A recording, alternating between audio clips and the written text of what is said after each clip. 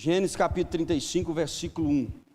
Depois disse Deus a Jacó: levanta-te, sobe a Betel e habita ali, e faz ali um altar ao Deus que te apareceu quando fugiste da face de Esaú, o teu irmão.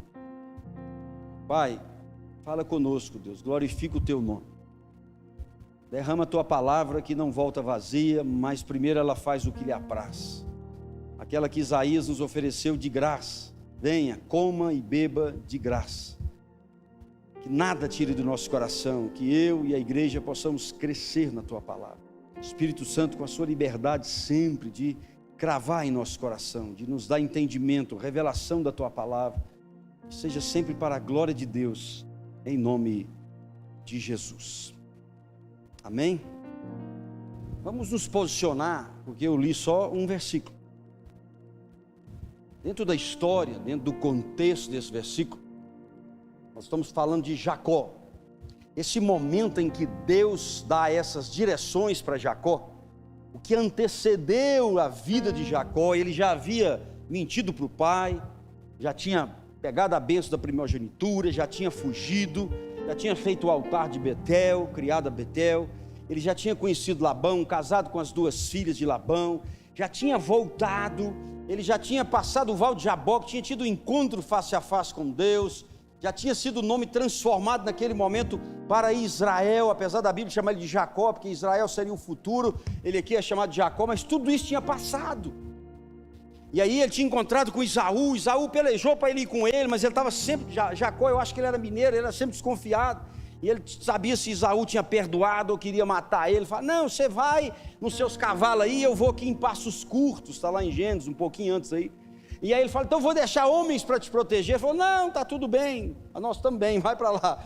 E ele vai, para na metade do caminho, não chega na terra onde habita Saul, mora um tempo ali, depois ele sai para outra terra, que é Siquém, que fica em Salém, e a Bíblia diz então no versículo anterior, o capítulo anterior, 34, que ele habitou próximo, bem perto da cidade, e ele comprou ali do rei Hamor, que é H e Amor, Hamor, ele comprou o terreno próximo a essa cidade, e ali ele comprou por 100 moedas de prata, e se estabeleceu. E se você lembrar, quando ele atravessou o Val de Jaboque, ele já era rico, tinha muito gado, ovelhas, muitos funcionários, e ali ele se estabeleceu, bem do lado da cidade, comprou a terra, e ali o governador de todas aquelas terras chamava Hamor, e o seu filho tinha um nome daquele lugar, o filho dele chamava Siquém. Então esse é o Jacó que tinha passado tudo isso, já tinha encontrado a Deus, já estava transformado, e estava ali em Canaã, porque ele não queria ficar perto de Esaú. Amém? Essa é a história de Jacó até esse momento. O histórico, né, o que envolve esse versículo, está no capítulo 34. O que acontece ali? Ele tinha uma filha, a filha que ele tinha com Lia, e o nome dela era Diná. E Diná já era uma jovem, e jovem não aguenta ficar muito quieto. E a Bíblia diz no verso do capítulo 34, que ela saiu para ir até a cidade que era próxima, para conhecer outras jovens. Eu vou ali, né, conhecer outras jovens, fazer umas selfies ali, fazer amizade e tal, conhecer umas influencers, né, aquela coisa toda. E ela foi, acho que ela não foi com nenhum ser masculino ao lado dela, parece que ela foi sozinha, a Bíblia não deixa claro, mas isso é impressão, ou com alguma serva, alguém do lado dela. E ela entra na cidade, parece-me que ela era uma moça bonita, e ela chama a atenção de Siquém, o filho de Hamor, que era o governador de tudo. E ele era um covarde. Por quê? Porque em vez dele cortejar ela, ele a estuprou, ele a violentou. E é incrível que pareça, além de violentar, a Bíblia diz que ele se apaixonou com ela. Essa é a história que precede esse versículo. E os irmãos dela estavam todos no campo trabalhando. Então Siquém vai ao pai Hamor, que era o governador, e começa a contar a história para ele, falar que apaixonou e quer casar com ela a qualquer custo. Do outro lado, alguém corre até Jacó, e aí conta para Jacó o que aconteceu, e a Bíblia diz que Jacó sentiu o impacto, mas ele ficou em silêncio sobre aquilo, até que seus filhos no final do dia voltassem do campo. Do outro lado, Siquém conversava com seu pai Hamor, e falava isso, e Hamor falou, tudo bem, o cara era governador, devia ser inteligente, ele pensou, isso vai dar guerra, isso vai dar problema, eu preciso resolver isso também. Então ele, no outro dia, vai levar o filho para encontrar Jacó, e naquela noite chegam os meninos, os filhos de Jacó, né? Os dois mais velhos são irmãos de sangue de mãe e pai, né? Os outros, alguns também são, e ali eles ficam, quando Jacó conta para eles, a Bíblia diz que eles ficam irados, não ficam felizes com o que aconteceu, principalmente os dois mais velhos, porque estavam envergonhando o nome de Jacó, o nome de Deus, tudo aquilo. Mas eu penso que Jacó tentou acalmar, porque Jacó tinha uma visão master do que acontecia em volta, como ele iria guerrear com pouca gente contra os exércitos dos filisteus e dos jebuseus que apoiavam aquela área. Mas os filhos não se conformaram, e eles começaram a fazer entre eles como nos vingar. Naquela época a vingança era algo normal. Como nos vingar da nossa irmã que foi humilhada, ultrajada, nosso nome, o nome de todo o povo nosso. E no outro dia quem bate na porta? O governador e o seu filho Siquém. Certamente alguns soldados ficaram de fora. A Bíblia diz que eles entraram e olharam diante de Jacó e de seus filhos, e os filhos de Jacó seguraram a ira, e eles começam a falar. Então o pai fala, olha, meu filho cortejou a sua filha, olha aí, os caras devem ter ficado mais irados ainda, e ele quer casar com ela, e esse casamento me agrada, e nós vamos juntar todo mundo. E aí o filho dele diz lá no capítulo anterior, que ele atravessa a conversa, olha para Jacó, olha para os irmãos, o estuprador, e ele fala com ele o seguinte, olha, eu me apaixonei por ela, e se vocês deixarem a gente casar, as filhas nossas, as mulheres da nossa, vai ser liberada para casar com homens da sua tribo. Vocês podem ampliar a terra, olha aí, oferecendo coisas boas, né? Vocês podem ampliar a terra, podem criar, nós vamos ser um povo só. Na Bíblia está escrito dessa forma, e os filhos de Jacó mentiram para eles, ele estava montando uma armadilha, e eles então falam assim, tudo bem, mas nós não podemos apoiar esse casamento, se vocês não permitirem que todos os machos, homens, está escrito macho na versão, todos os homens da tribo, da região de vocês, do país de vocês, sejam circuncidados. Graças a Deus eu não nasci naquela época. Graças a Deus, dê graças a Deus, irmãos. Se quiser circuncidar, fala. Naquela época não tinha anestesia, irmão, não tinha metiolate, não tinha nada. Pegava a faca de pedra, cortava. Mas aquilo era uma armadilha. E a Bíblia diz que isso foi bom ao coração do governador e do filho dele, de Siquém e de Hamor. Eles topamos isso aí. Nós vamos deixar fazer, e nós ainda vamos. E eles voltou para a cidade, mas era uma armadilha. Jacó devia estar desconfiado, mineirinho como ele devia ser, mas não falou nada. Começou a acreditar nos filhos. E aí eles chegam, reúnem o povo, e o filho é que fala, e Siquém fala assim a história, mas não contou que estuprou ela. Queria casar, juntar os povos, e ele inverte a situação que ele falou para Jacó. Você lê lá, ele fala assim com o povo dele, e o gado dele será nosso, e as filhas deles casarão com os nossos filhos, entendeu não? E nós seremos só um povo. Então a palavra parecia boa, os caras aceitaram. Estou só contando aqui o contexto, que é importante para você entender. E os caras aceitaram, o povo, pode passar a faca. Beleza. Marcou o dia, a data, circuncidou todo mundo, né? Deve ser o dia do choro aqui lá, aquele povão tudo ali cortado. No terceiro dia, que é tudo adulto, o pior dia é o terceiro dia. Diz a Bíblia que no terceiro dia eles nem levantavam, está escrito lá, os homens estavam tudo, devia dar febre, né, irmão? Devia dar tudo ali, de dor, de tudo, não tinha soro, não tinha nada. Não dava nem ir para o hospital de hoje em dia, que se fosse hoje, eu chegava no hospital, o cara falava, você está com dengue ou está com alguma coisa, põe soro nele, depois nós vemos. Não, estava doente, passando mal. Aí os irmãos foram na calada dos dois mais velhos, pegou as espadas, matou centenas. A Bíblia diz que eles matou todos os homens, de idade a toda idade, não sobrou nada, só criancinha. Matou tudo, os caras não tinham como levantar, não tinha como se defender. Diz que quando ele estava voltando, os outros irmãos veio, passou por cima dos mortos, e saqueou tudo, porque naquela época tinha a história do despojo, roubou tudo, pegou as mulheres, as crianças e levou embora. O que eles queriam fazer, eles fizeram, então eles vingaram. Quando eles chegam e Jacó fica sabendo, o último versículo do capítulo anterior, a Bíblia diz que Jacó fala: olha, como é que vocês fizeram isso comigo? Como é que vocês tiveram coragem disso?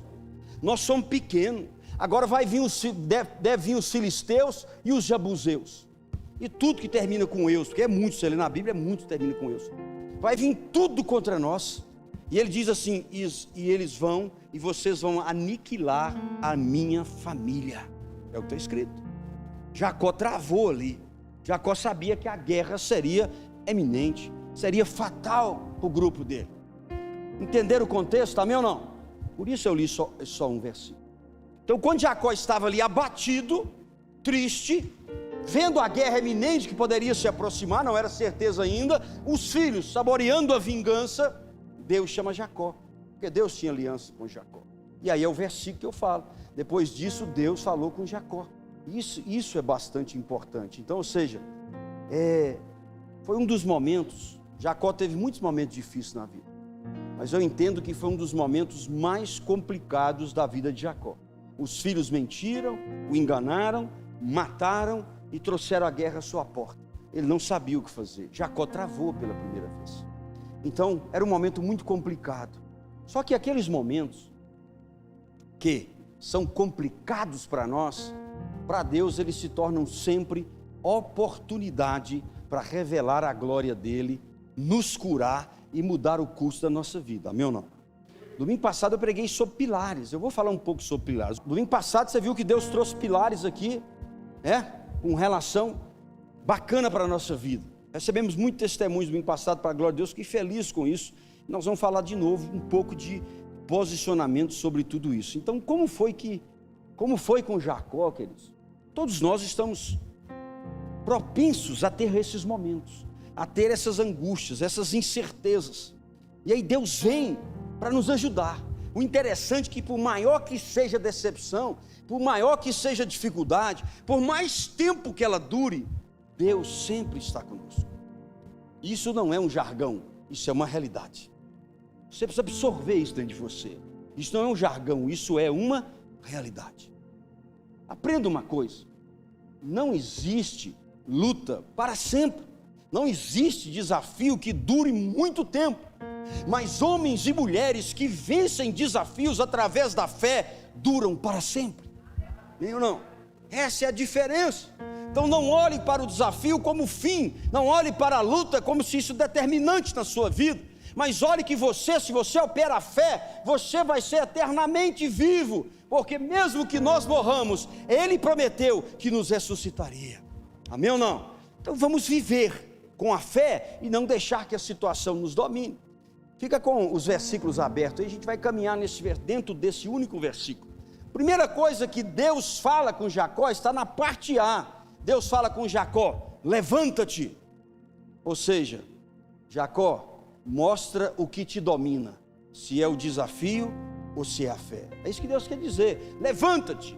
Jacó estava prostrado, irmão, Jacó estava abatido, já era um cara de idade naquele momento também. Jacó já não queria guerra, estava tudo bem, estava bem financeiramente, bem com a família, bem situado. Jacó estava tenso, com certeza, porque Deus, primeira coisa que Deus fala é: levanta-te. Amém ou não?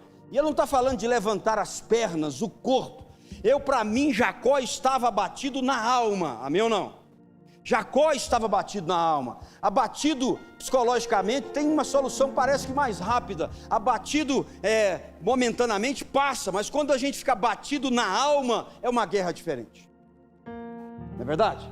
A teoria diz que a alma está ligada aos sentimentos, ao coração. É o que é ensinado para nós. Então a alma dele estava abatida na minha visão. E ele diz: levanta-te. Ou seja, levanta o seu ânimo, levanta a sua coragem, levanta a sua fé, levanta a sua alma. É por isso que é bom servir a Deus. Quando o profeta Elias matou todos os profetas de Baal e de outro Deus que tinha lá, e são muitos, ele estava cansado, Jezabel o perseguindo, e ele fala: Deus, tira a minha vida. Só que o seu Deus e o meu Deus, Ele é um Deus que ama, Ele é um Deus que ama muito. Ele não vai simplesmente passar a foice na sua vida. Ele permite que o profeta Elias ficasse à beira daquele riacho, que ele fosse alimentado, depois fosse para a caverna, e depois no silêncio Deus o chamasse e diz: não, eu não vou te matar. Em outras palavras, primeiro você vai fazer o seu substituto. Não encerra a história de um servo de Deus pelas metades, não encerra a história de um verdadeiro filho de Deus na vergonha. Deus nos levantará, nos exaltará, para depois chegar o nosso tempo. Quem tem promessa de Deus de verdade só morre quando a promessa é cumprida. Pega isso para esse ano, pega isso diante de tudo que está acontecendo. Eu amo Deus. Deus cuida de nós mesmo quando nós achamos que não cuida.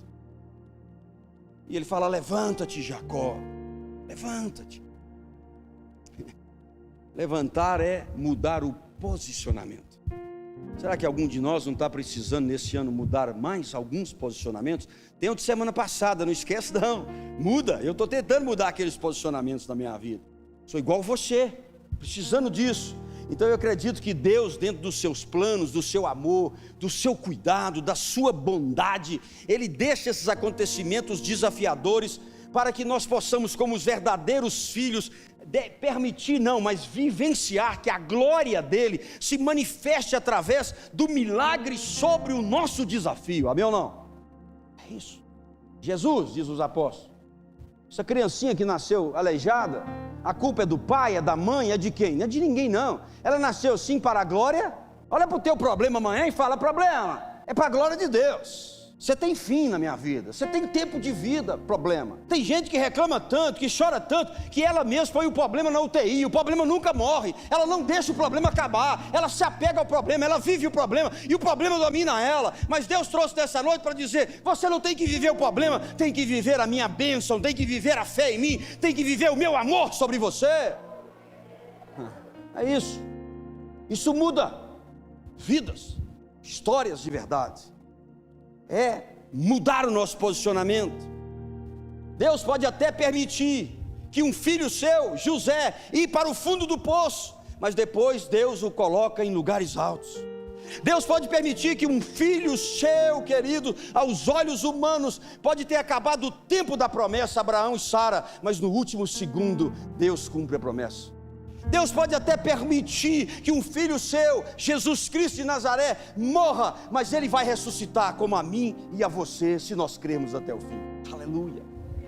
Então pode ir para o fundo do poço, pode ir para a cruz, pode ir para onde for, irmãos. Ele está lá, e no momento dele, no momento certo, no melhor momento, Ele arranca. Ainda que o meu corpo morra, aleluia, eu viverei para sempre. Sabe, a alma de Jacó estava muito abatida. E eu vejo gente às vezes aqui com a alma, aí não é mais a pessoa, é a alma. Aí vem a depressão, vem as coisas psicológicas, psicossomáticas também em cima disso. Davi, no Salmo, coloca aí o Salmo 52:11. Davi percebeu um momento dele parecido com esse. E Davi fala: por que, ó minha alma, está tão triste? O espírito de Davi, que tem que governar a nossa vida, não é a alma, é o espírito.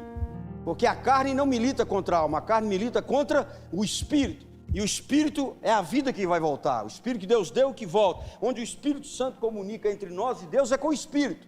Então Davi estava preocupado, ele estava ficando abatido, ele percebeu que era a alma. E ele fala: por que está abatida, triste, ó minha alma? E aí ele dá uma lição nela: por que martiriza o meu ser?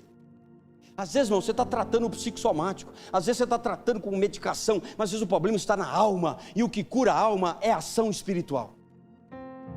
O que cura a alma não é remédio, o que cura a alma é espiritual. O que cura a alma é o nome de Jesus, é a presença de Deus, é a oração, é o despertar da fé. Agora, se não for a alma, você precisa ir num profissional, vá.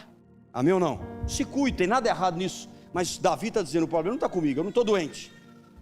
Psicológico está bem, estou indo bem, mas alguma coisa está errada. Aí ele fala: alma, por que martiriza o meu ser? Olha o que ele fala com a alma, ele conversando com a alma dele: põe a tua esperança em Deus, porquanto ainda o louvarei, por tua presença salvadora, ó meu Deus. Amém ou não? Quem sabe está na hora de você falar com a sua alma. Porque está abatido. Levanta.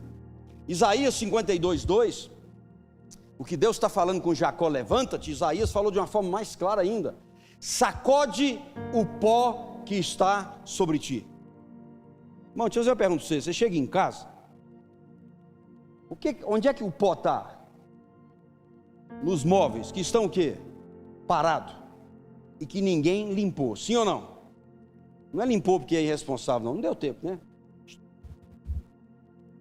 Às vezes tem também, né? Então, o pó, ele diz, sacode o pó. É uma analogia, claro, não está falando o pó da terra, mas o pó que está sobre a alma, sobre os sentimentos. Sacode o pó sobre ti, ergue-te e assenta-te, ó Jerusalém, liberta-te das correntes do pescoço, ó cativas de Sião. Deus quer falar comigo, com você essa noite. Você está tão parado, você já entregou tanto, sua fé está tão desanimada, que você já está cheio de pó. Você não permite que eu limpe o seu pó, você não permite que alguém limpe o seu pó, você não quer ouvir mais ninguém, você não lê a palavra, porque a palavra tira todo o pó da falta de fé, o pó da tristeza, o pó da dúvida. Você está cheio de pó, levanta. Quando você levanta, o pó já balança. Vai para a minha palavra, busca, ó filho meu e filha minha, liberta-te. É você e eu nesse momento. Deus já deu, falou, levanta-te, depende de nós, a atitude é nossa. Vamos para 2022 levantando a alma, levantando o espírito, levantando a fé, levantando as palavras, levantando os sentimentos, dizendo, vou quebrar as correntes, eu me liberto hoje, em nome de Jesus. Não aceite esse jugo, não aceite esse peso, ele não é seu, porque Jesus falou, me dá esse fardinho pesado, que eu vou te dar um mais leve. Está na hora de quebrar grilhões, quebrar correntes, não na boca para fora, mas com a fé genuína, com a alma. Deus não te chamou para ser acorrentado pelo mal e nem por ninguém. Você é livre, você é livre, você é livre, porque quem nos libertou é Jesus Cristo. Levanta-te, Jacó, sacode o pó, meu filho. Como que ele pode entregar grandes bênçãos para a alma batida? Como que Deus vai ampliar a sua empresa? Como que Deus vai melhorar seu casamento? Como que Deus vai dar alguma coisa se você não quer nem andar, não quer nem levantar, não quer fazer mais nada? As grandes bênçãos estão te esperando, irmão. Quebra as correntes, quebra os grilhões, quebra o jugo do mal, balança essa alma, tenha fé, e aí vem a confiança, vem a autoestima, vem tudo isso, e Deus então derrama a graça, amém ou não? A primeira coisa então é isso, queridos, é levantar. E ele diz, levanta, sacode a poeira. Aí a segunda coisa que Deus fala está no versículo 35, versículo base, na parte B. Sobe a Betel e habita ali, diz a palavra. Sobe. Então quer dizer que Jacó já tinha levantado. Interessante, né? Balançou, agora sobe. Levantou, vem para Betel, vem para cá. Ou seja, Deus está dizendo, a direção pertence a mim. Amém ou não? Querido, se você está em alguma direção da sua vida e não está funcionando nada, não estou falando de momento de prova, momento de luta, não. Está claro, todo mundo já falou com você, entendeu? Isso não é para você, isso não está dando certo, você não nasceu para isso, e você está ali, Deus está dizendo, irmão, sai daí, deixa eu te dar o meu caminho, deixa eu te dar a minha direção. O que muda a história é levantar e ouvir a direção de Deus. Eu já precipitei na minha vida e o preço é muito alto, sim ou não? Muitos aqui devem ter precipitado. Aquieta a sua alma e fala, Senhor, para onde? Como? Como vai ser? O que vai ser? É ou não é verdade? Essa é a vida, a direção pertence a Ele. O Salmo 25:12 diz assim, quem é aquele que teme ao Senhor, o próprio Deus lhe ensinará o melhor caminho a seguir. Quem teme a Deus aqui de verdade? Então põe a mãozinha no coração e fala assim, eu sou temente a Deus. Senhor Deus, eu quero ouvir, me ensina o melhor caminho que eu devo seguir. Muda a chave, não é o que nós queremos, não é aonde nós desejamos. Às vezes a gente quer ficar num lugar que Deus não quer que a gente fique, a gente vai gastar o dinheiro todo, a gente vai ficar falido, vai ficar doente, mas não é aquele lugar, não é aquela pessoa. Nossa, pastor, eu estou apaixonado demais, pastor, está todo mundo falando que aquilo é o cão chupando manga, mas eu estou apaixonado, não dou conta, pastor, eu estou apaixonado. Irmão, aí tem uns que tem aquele negócio de abrir a Bíblia, abre a Bíblia, né? Deus, eu estou apaixonado, está todo mundo falando o contrário, mas eu creio no Senhor, é para casar. Aí abre a Bíblia ali e fala, está chegando o Apocalipse, a besta se levantando. Aí fala, não, isso não é de Deus não, isso não é de Deus. Ô capeta, sai, o que é que Deus fala? Aí pega a Bíblia de novo, quer casar. É com ele. Deus está todo mundo falando errado e tal. Agora o diabo tentou também me desviar do caminho, usando a sua palavra. Bem que eu lembrei, o diabo falou a palavra com Jesus. Deus, me fala aqui alguma coisa, Deus. Aí abriu e falou, vou levantar reis contra você, vou te destruir por você estar juntando com esse povo. Não, Deus, amanhã nós conversa. Está tendo muita intromissão aqui hoje. Não, direção é direção. Tendo a direção, a bênção se manifesta. Tendo a direção de Deus, por mais espinhoso que seja, a vitória é certa. Sabe o que significa Betel? Casa de Deus. E Deus falou, vai para Betel, a casa de Deus. Ou seja, ele está dizendo, vem ao meu encontro. Amém ou não? Aquele lugar não era um templo. Você vai ver daqui a pouco, aquele lugar não era um templo. Aquele lugar não era o templo de Deus. Essa Betel era o lugar onde Jacó colocou um altar e encontrou com Deus. Então Deus está dizendo para ele, eu quero te encontrar lá onde eu já te encontrei. Vem para Betel, está entendendo ou não? Espera aí, pega isso no coração. Às vezes você está insistindo no lugar errado. Eu não estou falando da igreja. Talvez você está batendo em portas erradas. Talvez você está insistindo com pessoas que têm a obrigação de revelar na sua vida. E às vezes Deus está falando, vem aqui onde eu estou acostumado a te encontrar.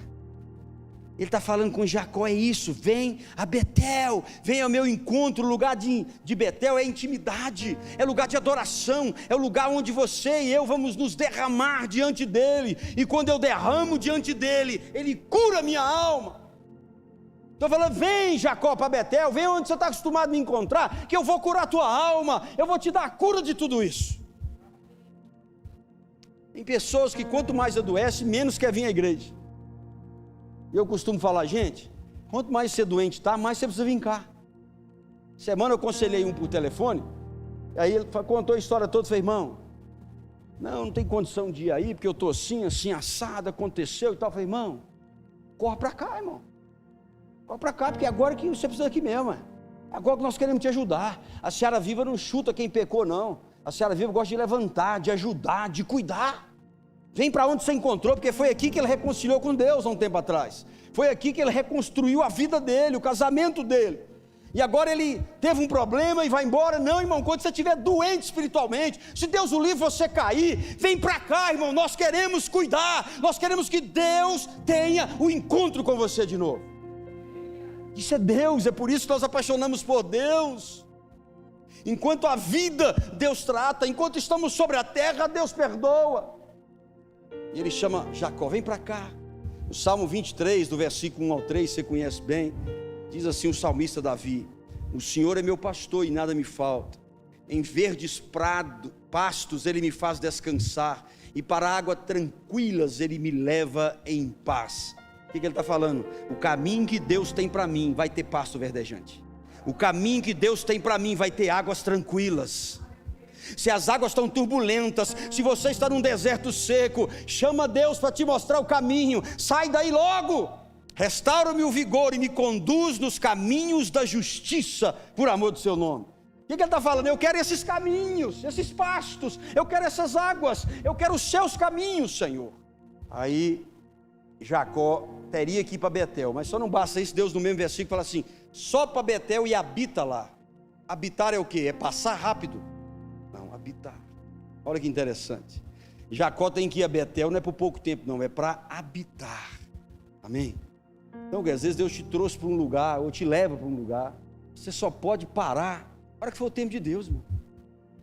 O diabo sabe disso. Se eu permaneço, se eu persevero onde Deus tem um propósito, eu serei agente transformador. Eu serei transformado. O que o diabo faz? Há um irmão que te aborrece. Às vezes a igreja pensa um pouco diferente, mas não é heresia. Se for heresia, foge, amém ou não? Mas nem tudo vai concordar, gente. Se eu for pegar a Seara Viva aqui e ouvir todo mundo para falar como ela vai ser, vamos chegar a algum acordo? Não, desde que não seja heresia, irmão, cuidado. O diabo fica porturando seu coração, você fica querendo ir embora, querendo sair. Pode ser o ser da Assembleia, o ser da Presbiteriana, de onde você estiver, não estou falando só da Seara. Mas o problema é que Deus te colocou, tem o tempo, Ele está te maturando. Essas pessoas que zombam, que nos atrevem, que fazem alguma coisa, é para nos crescer. Então cuidado, irmão. Ele falou, você vai para Betel, mas você habita lá. Habita até onde Deus disser, porque quando se habita onde Deus quer, você está habitando no esconderijo do Altíssimo. Não adianta você estar bem no lugar, não é onde Deus te quer. Jacó queria estar naquele lugar bom, ele comprou perto de uma cidade boa. Não, você vai para Betel, onde só tem um montinho de pedra. É para lá que você vai, é para lá que você vai habitar, você não está de passagem. Pensa bem antes de tomar uma decisão, vê se é de Deus mesmo, vê se você não está permitindo se aborrecer, fica pulando 20 igrejas, 30 igrejas na vida. Irmão, se você já passou de 10 igrejas, está na hora de você pedir a Deus para abrir uma igreja, para você desenhar ela do jeito que você quer. E vou te falar, é problema que você vai arrumar, é muito problema, isso tem que ser chamado, senão você não aguenta.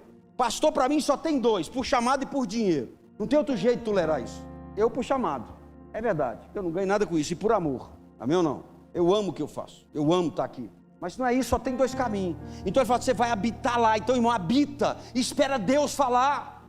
Não deixa seu coração se inflamar, não. Um mês você está bem demais, no final do ano você está péssimo, no início do ano você está bem.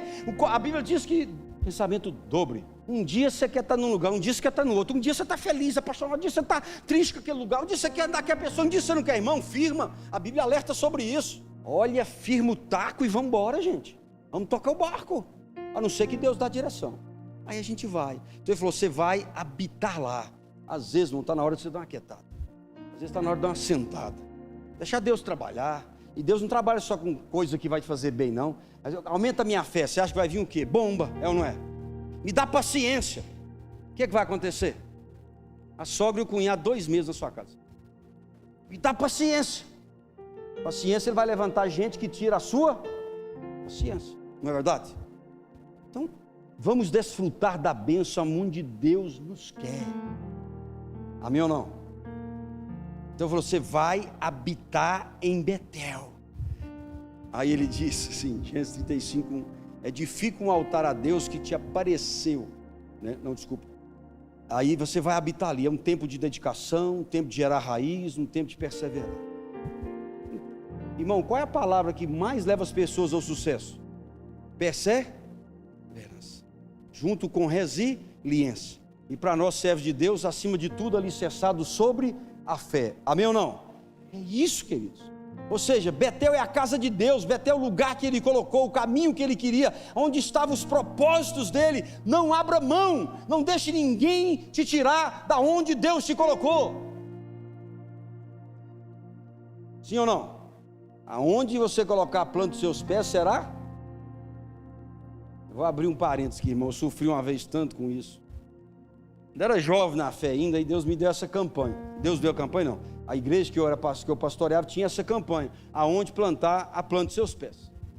Eu era pastor daquela igreja e eu fui fazer a campanha onde nós pastoreávamos aqui na Quadra 7, de coração aberto. E preguei com fé mesmo, e tal. Ia plantar a planta dos seus pés, vai dar tudo certo. E tinha um casal que vinha do plano piloto. Nossa igreja sempre veio gente de vários lugares. E eles frequentavam, era assíduo. E aí fizemos aquilo e eu vi um bocado de gente ficando descalço e orando e tal, aquela coisa toda. E aí foi bom, o culto terminou, foi benção demais, a igreja estava cheia. Aí passou no outro domingo, o casal chegou, quer conversar com o senhor depois do culto. Tá bom. Vai me contar as bênçãos, né? Plantou as plantas do pé. Aí esse, tudo bem e tal. Foi bom semana passada, foi bom também hoje, foi bom, pastor e tal. Mas tem um negócio, eu estou trabalhando num lugar tem uns 3 anos, pastor, e gosto demais e tal. E quando eu cheguei lá de manhãzinha, na segunda-feira, não tinha ninguém, eu tirei o sapato e andei lá tudo. Falei, eu plantar a planta dos meus pés, será meu, não sei o que, esse emprego é meu. Aí meio-dia eu fui despedido. Estou falando com você, irmão, vai ser pastor para você ver. Por causa que eu falei, liga para Jeová, não sou eu, não. Moral da história, ele também perdeu o negócio dele e ia sair da igreja. Nunca mais faz campanha planta dos seus pés. Então, talvez não vai ser seu, mas tem um período de Deus lá para você, amém ou não? Essa é a verdade. A irmã não entendeu que Deus estava tirando ela de lá para plantar os pés em outro lugar melhor. Eu devia ter pensado nisso na época, mas eu não pensei. Terceira coisa, ele fala com Jacó o seguinte, lá em Betel, onde você já me conheceu, edifica um altar a mim, que te apareceu quando fugia da presença do teu irmão Esaú. Olha que lindo, cara. Gente, nós temos que entender Deus. Só escuta falso profeta quem quer. A voz de Deus é diferente. A forma que Deus te coloca é diferente. A segurança que ele deu em Jacó quando mandou levantar e balançar o pó e ir para Betel. Ele falou lá, você edificar um altar ao seu Deus, que você edificou um altar ao seu Deus, quando ele te apareceu e você estava fugindo do seu irmão. Sou eu, o altar é para mim. Irmão, Deus quer o que com ele? Volta lá onde se ergueu o primeiro altar e vamos renovar a comunhão. Vamos te dar novas promessas. Para nós, trazendo para a realidade do Novo Testamento, eu entendo que Deus está dizendo o seguinte: sobe lá o primeiro amor, onde você levantou a mão e colocou um altar dizendo: eu sou filho de Deus a partir de agora, eu deixo o pecado que eu confesso e eu vou te servir. E agora você está abatido, sem fé, triste, volta lá no lugar que eu te encontrei, que eu te resgatei, volta lá no primeiro amor. O primeiro amor não é um lugar físico, o primeiro amor está na sua vida, na sua alma, carimbado na sua memória. Aqui era um lugar físico, mas para nós não existe mais altares físicos para nós. Então volte lá, aonde você fez uma promessa quando converteu, nos primeiros meses que nós enlouquecemos de vontade de servir. Deus está dizendo para você que pode mudar a sua vida, mas volta lá na sua Betel, volta lá no seu primeiro amor, aqui dentro de você, e aqui dentro de você. Muitos estão frios, muitos estão distantes, muitos não oram mais, muitos não deixam usar os talentos neles mais, muitos não levantam para me buscar, muitos são robôs de igreja. Foi pesado? Não. Você está dizendo, volta lá.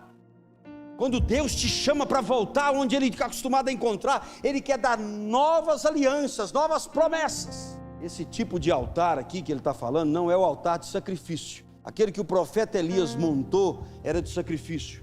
Aquele que Abraão iria sacrificar o seu filho era altar de sacrifício. Mas esse altar que Ele está falando aqui, ele servia para quê? Para as pessoas lembrarem os compromissos que elas tinham com Deus. Então Jacó viu os anjos, aquela coisa toda, falou com Deus, Deus fez a promessa para ele. Ele levanta de manhã, pega a pedra que era travesseiro dele, levanta um altar daquela pedra e ele marca aquele dia e chama de Betel, porque esse tanto de anjo aqui só pode ser a casa de Deus. Então foi aqui que eu fiz aliança com ele, ele vai me levar e vai me trazer em paz. Amém ou não? Abraão, na sua caminhada, ele levantou uns 2 ou 3 altares, não era para sacrificar nenhum bicho, era um altar de um momento que ele tinha com Deus. Quem lê Bíblia sabe o que eu estou falando. Então não é altar de sacrifício, é altar para deixar na memória. Por isso Lamentações diz: trazei à memória aquilo que nos dá a verdadeira esperança. Sabe, esse altar que ele estava falando com ele. Precisamos levantar o coração, no nosso coração, altares de memorial. Quem foi abençoado essa semana?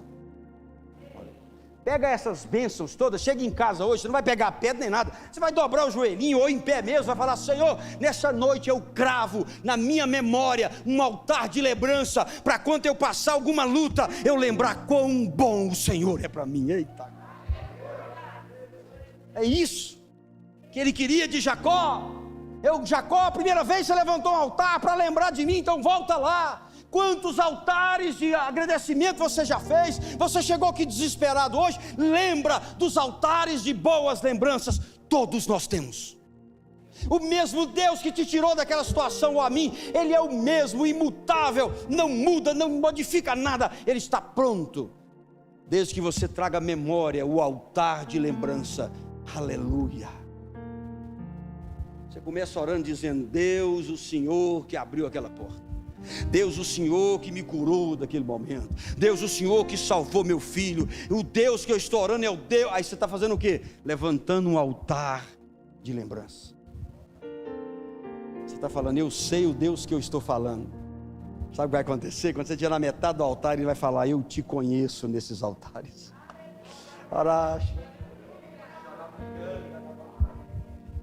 Está faltando a espiritualidade nossa, é a gente voltar. Oh, aleluia. Volte ao altar do primeiro amor. Eu acho engraçado demais. Aí sabe onde estava enviado Jacó em sua crise? Lá em Gênesis 28, de 15 a 19, fala assim: Deus com Jacó: eu estou contigo, eu te guardarei em todo lugar onde for, eu te trarei a sua terra, porque não te deixarei enquanto não cumprir tudo que eu te prometi. Quem tem promessa de Deus? De verdade, não é de profeta falso. Fica a mão levantada. Pai, esse povo que está com a mão levantada, inclusive eu, nós trazemos à memória hoje o altar do dia que o Senhor fez essas promessas para nós, Pai. Cada um sabe as suas, e nós te apresentamos esse altar, Pai, dessas promessas que o Senhor fez. E o Senhor diz para Jacó, e eu acredito que o Senhor diz para nós também: oh Deus, que o Senhor não deixará nenhum de nós até cumprir tudo aquilo que o Senhor nos prometeu. Deus não mente e volta atrás. Pega a sua promessa, acorda ela, levanta ela, balança o pó dela.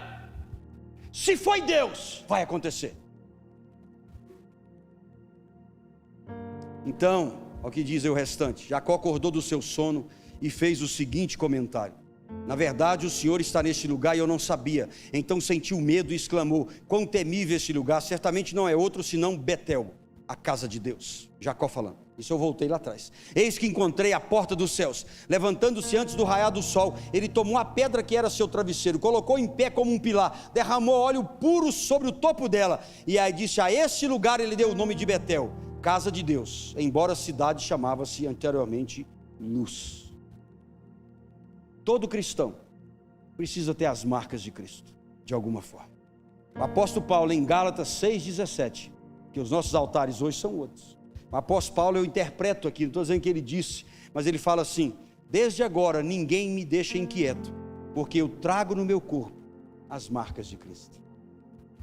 Eu trago no meu corpo os altares das lutas que eu defendi, que eu venci. Eu trago no meu corpo os altares de onde Deus me abençoou. Eu trago no meu corpo os altares da cadeia que Ele me tirou. Eu trago no meu corpo as chicotadas que eu tomei em seu nome. Eu trago no meu corpo o altar do dia que o navio afundou, a serpente me mordeu. Eu ponho altares no meu coração. Paulo está dizendo: eu tive frio, eu coloquei altar. Eu tive fome, eu coloquei altar. Eu tive miséria, eu coloquei altar. Mas eu tive abundância, eu coloquei altar. O que determina o altar não é a bênção ou a dureza da vida, mas é o coração, para marcar os exemplos e os momentos que tivemos com Deus, para lembrar que o nosso Deus é fiel para cumprir o que prometeu.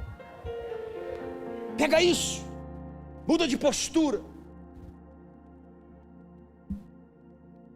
Muitos hoje só servem a Deus naquilo que lhe convém, naquilo que lhe agrada, naquilo que enche o seu bolso.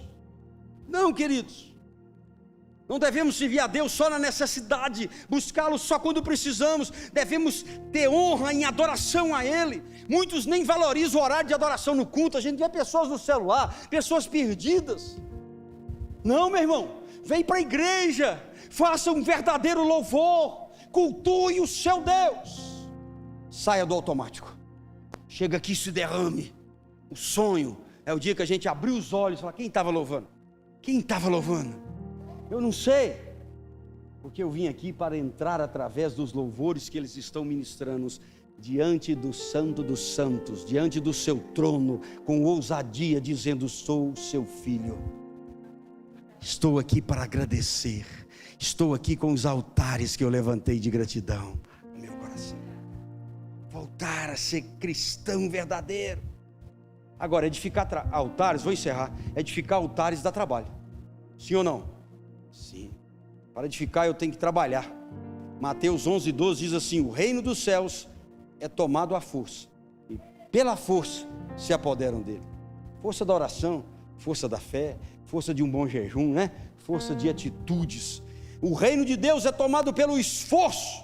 E aí, qual é o tipo de altar? O altar que eu vou reconhecer a grandeza de Deus. Provérbios 3:6 diz assim: reconhece o teu Deus em todos os seus. A partir de hoje, recebeu a bênção? Altar do coração. Guarda, escreve. Amém ou não? Crava aquilo para trazer a memória na hora certa. Altar de luta. Altar. Porque você nunca vai passar uma luta com Deus sem vencê-la, porque Deus não perde luta. O Senhor dos exércitos vence todas as lutas. Abre a sua mente, abre os seus projetos, evolua nos seus sonhos. Às vezes está custando a andar, está custando a custear, está custando a orar, não interessa. Marque o altar desse dia. É o dia que você rastejou em oração. Não porque Deus estava te humilhando, mas que mesmo sem força, Ele continua sendo a nossa esperança. Aliás, a única esperança. Então o altar, muitas vezes é levantado de forma solitária. Mateus 6,6. Mas tu, quando orares, entra no teu secreto, fecha a porta, fala com o papai, que papai em secreto vai te recompensar. Amém ou não? Às vezes, altares é levantado na solidão.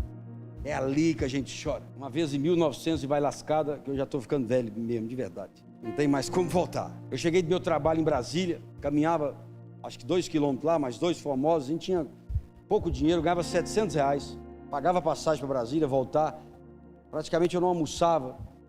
E chegava em casa, um dia eu cheguei em casa, uma casa bem simples, você sabe da história ali, os forros furados e tal. Os meninos dormiam no chão e nós na cama sobre o topo, não foi? Nós estávamos ali tranquilo. E eu cheguei. E os meninos, tudo desse tamanhozinho, né? A Daniela Custosa sempre fiz menino tudo de uma vez. E aí, aquele tanto de menino. E eles rindo, quando eles estavam rindo, eu sabia que tinha alguma coisa, né? Que eles estavam segurando para não contar.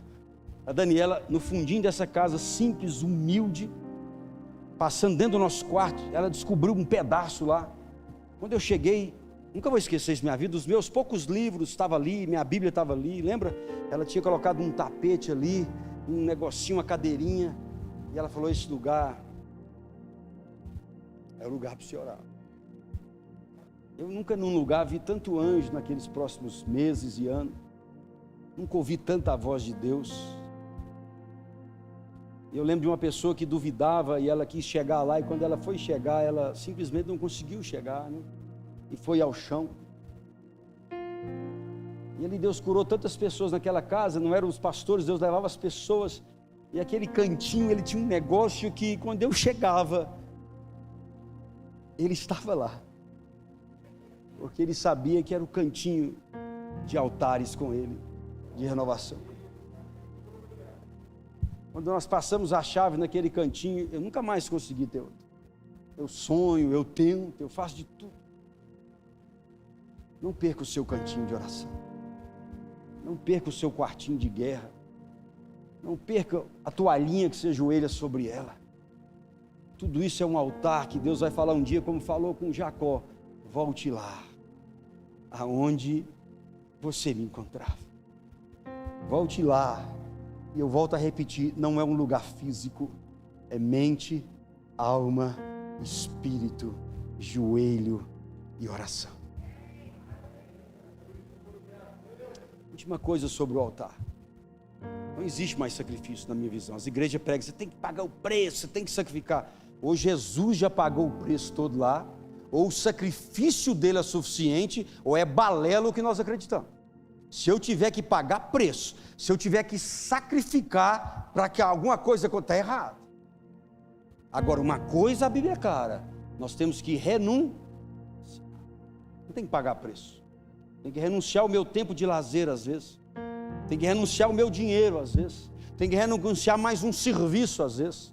Tem que renunciar o cansaço que quer me dominar. Então, a quarta e última coisa do altar. Altar, além de ser um lugar de solidão, às vezes, ele é um lugar de renúncia. Sim, Marcos 8, 34, 35 diz: então ele chamou a multidão, Jesus, com os seus discípulos e disse: se alguém quer vir após mim, negue-se a si mesmo. Isso chama renúncia, mas não chama sacrifício, chama renúncia. Renuncie-se, negue, tome a sua cruz então, e aí vem atrás de mim. A igreja de hoje quer seguir Jesus, mas quer estar com o mundo dentro do bolso.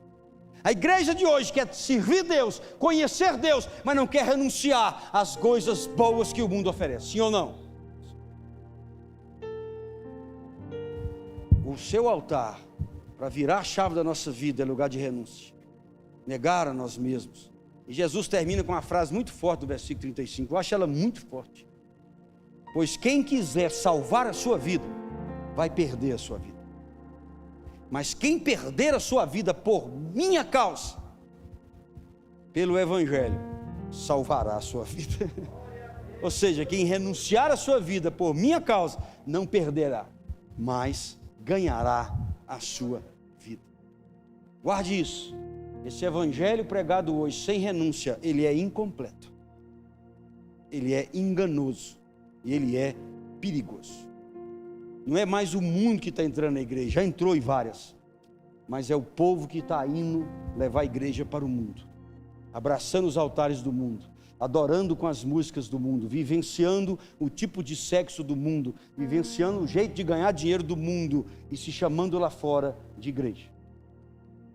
Mas você, filho e filha de Deus, e eu, está na hora de nós levantarmos o altar de resgate do primeiro amor, para nos manifestarmos como os filhos de Deus que o mundo anseia ouvir para ser transformado. Amém ou não? Conclusão: havia um propósito de Deus na vida de Jacó. Por mais que a alma dele se abateu, Deus realizou todos os propósitos em Jacó. Todas as bênçãos chegaram para Jacó. Então, quer mudar de vida? Quer mudar de estrutura? Muda de posicionamento. Cadê os altares para você lembrar? Cadê a renúncia que nós temos que voltar a fazer? Onde está o altar do primeiro amor? Está na hora de voltar. Está na hora de sacrificar mais tempo. Está na hora de dedicar mais tempo. Está na hora de viver mais Deus. Está na hora de viver mais Bíblia. É melhor você escutar 1 ou 2 pastores do que 200 que falam tudo trocado hoje em dia. Você tem tempo para ouvir 20 caras na internet, mas você não tem tempo de ter uma vida dedicada em oração com Deus. Seja sincero, aqueles que não têm. Não tem tempo de estudar a Bíblia. Não estou falando de ler a Bíblia em um ano, estou falando de estudar, de crescer, de ter a revelação. Mas tem tempo de ouvir 20 papagaios de pirata que nunca vai te visitar, nunca vai cuidar de você, nunca vai te conhecer. Eu, como pastor, não posso levantar os seus altares. Eu, como pastor, não posso resgatar o soberano.